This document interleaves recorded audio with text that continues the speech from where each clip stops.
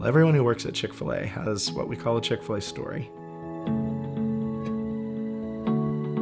Mine began at 15 years old. Chick-fil-A was actually my first job. I was hired for Christmas help. I ended up working for about 3 months there.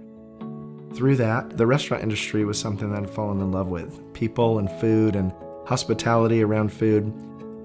Eventually, I ended up going into the mortgage industry. I found myself in a place that I'd never been before, just finding that it's just not the joy of my life. My wife had said, "You mentioned when we first started dating that one day you wanted to open a restaurant. What about now?" And I'm thinking, that resonates with me. And I'm reading about this restaurateur who started his first restaurant with a passion for people and food.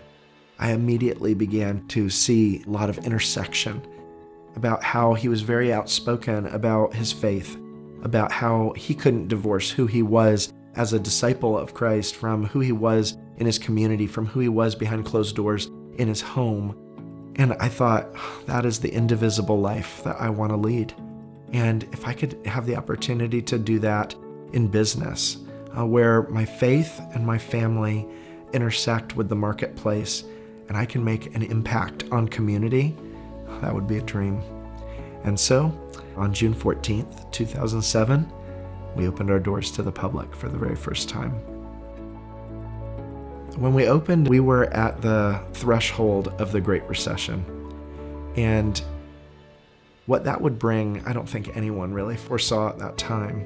We found ourselves in the lowest sales volume and quite under projection for what Chick-fil-A thought we would do.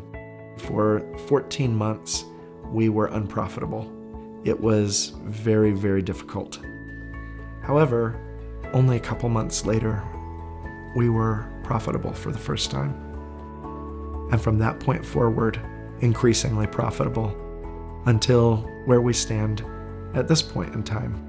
We took home the 2 most prestigious awards that Chick-fil-A awards to franchisees across the chain. And this is really the next level for us. From our first restaurant to the restaurants on the horizon, that opens up a landscape for selecting a lot of amazing talent. If you will make my goals your goals, then I will make your goals my goals.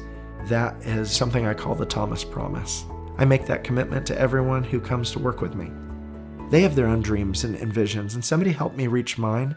I want to be in their corner. Life's just better when people believe in you. I want them to look back at their time at Chick-fil-A as a time that they continued to grow personally, professionally, spiritually. All of those things are very important to me. I want to make sure that that's the culture in my business. It's been a beautiful run, but I found a company that I want to spend the rest of my life serving folks with.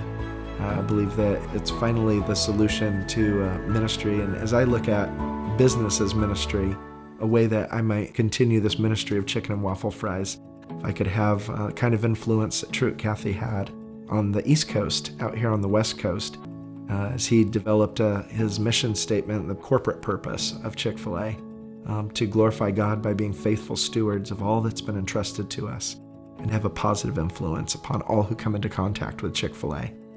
That's my goal out on this coast, just as it was on his coast. And after all of these years, I've seen the fruition of what that looks like. And it's not something I intend to stop anytime soon.